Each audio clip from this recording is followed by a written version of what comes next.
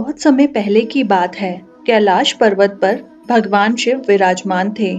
उनके चारों ओर ऋषि मुनि बैठे थे और भगवान शिव श्री कृष्ण के रासलीला की अद्भुत कथा सुना रहे थे।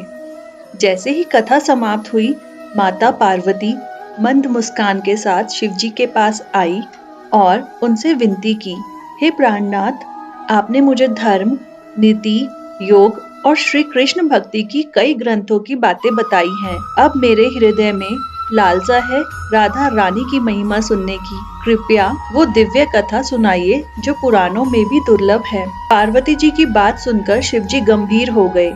उन्होंने अपना सिर झुका लिया और मौन धारण कर लिया। उन्हें याद था कि श्री कृष्ण ने उन्हें राधा रानी की कथा ना सुनाने की आज्ञा दी थी, लेकिन उन्होंने ध्यान लगाया और श्री कृष्ण से आज्ञा मांगी और श्री कृष्ण ने उन्हें स्वीकृति दे दी। श्री कृष्ण की कृपा से अब उन्हें पार्वती को वह रहस्य बताने की अनुमति मिल गई, क्योंकि पार्वती स्वयं शिव की अर्धांग है। शिवजी ने कहा, हे पार्वती, श्री राधा का चरित्र इतना गोपनीय, दिव्य और भक्तिमय है कि इसका ज्ञान ना तो ब्रह्मा को है, ना ही शेषनाग को, ना ही मुनियों को, परंतु आज मैं तुम्हें यह अद्भुत रहस्य बताता हूँ। एक दिन श्री राधा रानी कृष्ण से मिलने के लिए उत्सुक थी। वह एक सुंदर रथ में बहुमूल्य रत्नों से सजे हुए सिंहासन पर विराजमान थी। उनके अंगों की कांति करोड़ों चंद्रमाओं को भी लजा रही थी। उनके अधरों पर मधुर मुस्कान थी, मुख कमल पूर्ण खिला हुआ था और उनका श्रृंगार अत्यंत दिव्य था। मालती पुष्पों की माला, रत्नों की माला और मोतियों का हार। श्री कृष्ण ने जब उन्हें देखा तो वो भी मिलन के लिए उतने ही व्याकुल हो उठे। जैसे ही राधा रानी ने श्री कृष्ण को देखा, वह उनके पास दौड़ पड़ी। यही उनका धावन यानी दौड़ना था।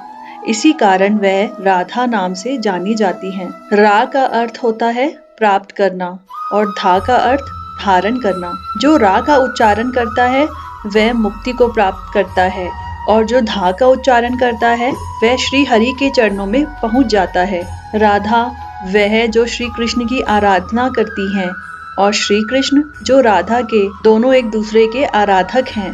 शिवजी ने आगे बताया, राधा रानी के रोम रोम से गोपियों की उत्पत्ति हुई और श्री कृष्ण के रोम रोम से गोपों की। राधा के वाम अंग से महालक्ष्मी प्रकट हुई, जो सस्य, गृहलक्ष्मी, राजलक्ष्मी और व्रत लक्ष्मी रूप में सब और निवास करती हैं। श्री राधा ही मूल प्रकृति है, श्री कृष्ण की प्राण प्रिया और महाविष्णु की जननी। उनके चरणों के दर्शन स्वयं ब्रह्मा जैसे देवताओं के लिए भी दुर्लभ हैं, लेकिन सच्चे भक्तों को सुलभ है। एक बार सुदामा के श्राप से श्री राधा रानी को गोलोक छोड़कर इस धरती पर आना पड़ा। वह वृषभानु जी के घर पुत्री रूप में अवतरित हुई। उनकी माता थी कीर्तिदा। शिवजी ने पार्वती से कहा, हे देवी, यह जगत तो एक माया है, सत्य केवल एक है, श्री राधा वल्लभ श्री कृष्ण। उन्हीं की आराधना करो। वह सर्वश्रेष्ठ परमात्मा है, सबके मूल कारण है। तो भक्तों, अब आप समझ ही गए होंगे कि राधा नाम का जाप क्यों इतना शक्तिशाली और पवित्र है।